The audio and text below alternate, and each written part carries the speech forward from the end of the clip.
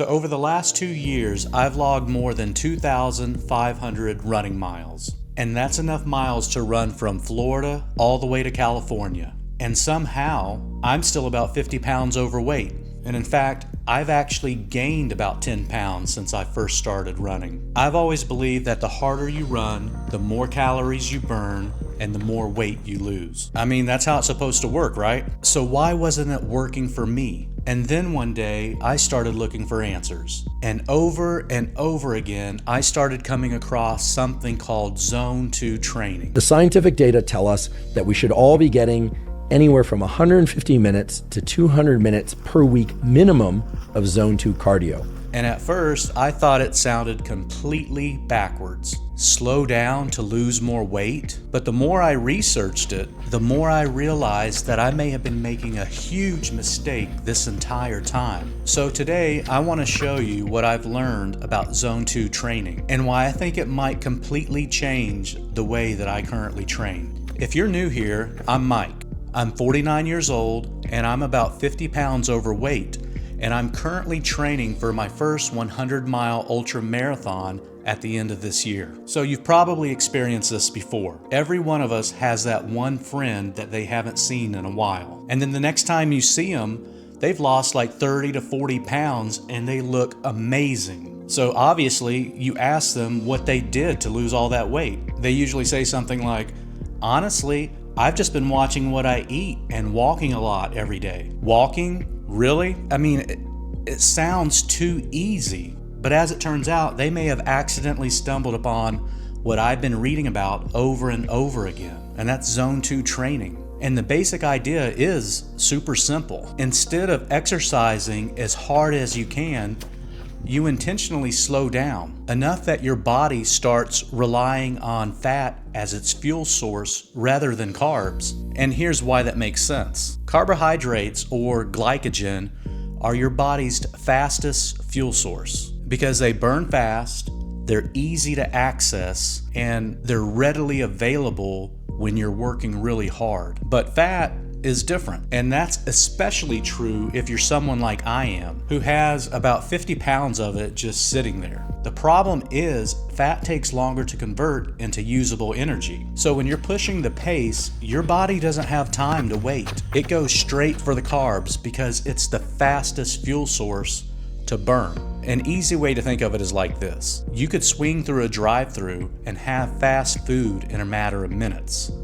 Unless you go to McDonald's, in which case you're probably going to be waiting for 15-20 minutes. Or you could go home and cook a healthy meal from scratch. Both options are going to feed you, but one is a whole lot faster. And that's basically what your body's doing. When you're running hard, your body is in a hurry, so it reaches for the fastest available fuel source, and that's carbohydrates. But when you slow down, your body isn't under that same amount of pressure to find the fastest fuel source to burn. Now it has enough time and enough oxygen to start tapping into those fat reserves. And that's the whole idea behind Zone 2. And you're not just trying to burn more fat during that one workout. You're actually teaching your body to be better, to be more efficient at using fat as its fuel source, along with carbohydrates. And for someone who's carrying around 50 extra pounds, that really got my attention. Because all of a sudden, something finally clicked. I wasn't struggling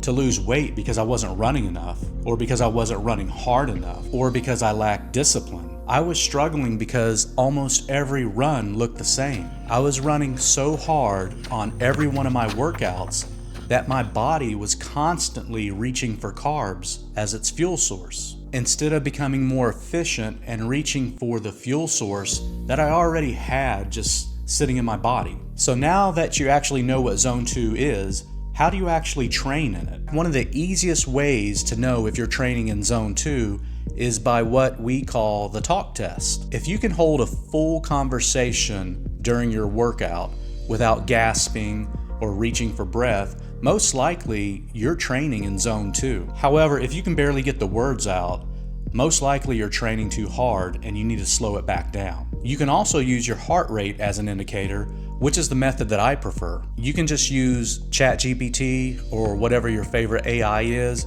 to calculate this, or you can just break out the calculator on your phone. The first thing you have to do is find your maximum heart rate. And the way you do that is subtracting your age from the number 220. My maximum heart rate is 171 beats per minute. After that, you need to find the range that you need to actually work out in order to stay in zone 2. And to do that, you take 60% of your maximum heart rate as the lower end, and then you take 70% of your maximum heart rate as the higher end.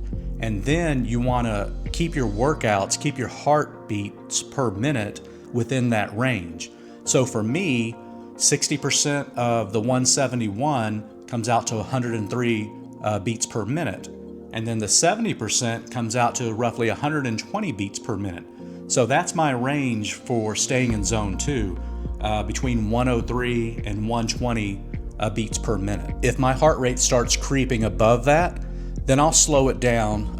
If I have to, I'll start walking until it gets back into that range. If it falls below it, then I'll pick up my pace until I get into that range again, and just try to maintain that for as long as possible. Just remember that it's not a perfect formula, and everybody's body is different. But it's a simple starting point that can give you a really good baseline as to whether or not you're actually training in zone 2. For a lot of heavier runners, the only way to stay in zone 2 is going to be to walk some, myself included. Like I just said, I'll start out running, and once my heart rate creeps above the 120, then I have to slow it down, and usually that means walking for quite a bit. And it's just what you have to do to stay in zone 2. But that run-walk cycle, that's a legitimate zone 2 workout. Now look, I know it doesn't look impressive, and I know it seems super slow, but here's the thing you have to remember.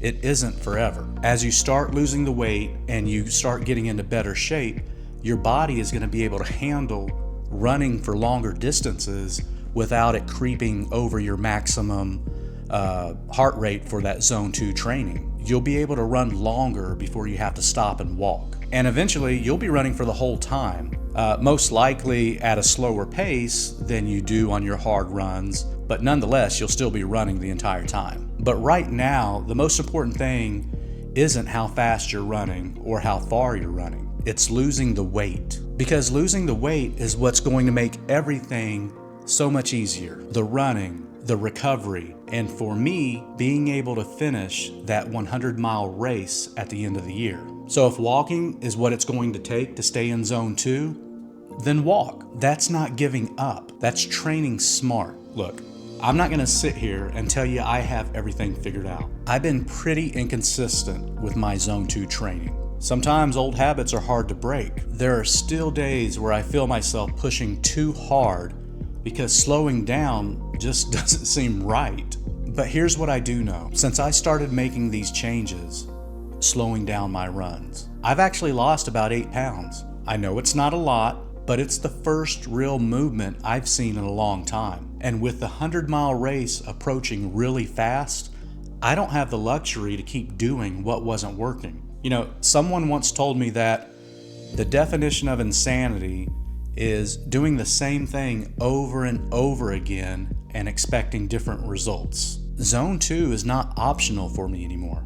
I have to lose the weight in order to have any shot at finishing that 100-mile race. So if you've been putting in the miles but haven't lost any real weight, I bet you're stuck in the same place that I was. And it's not because you're lazy, and it's not because you're not trying hard enough.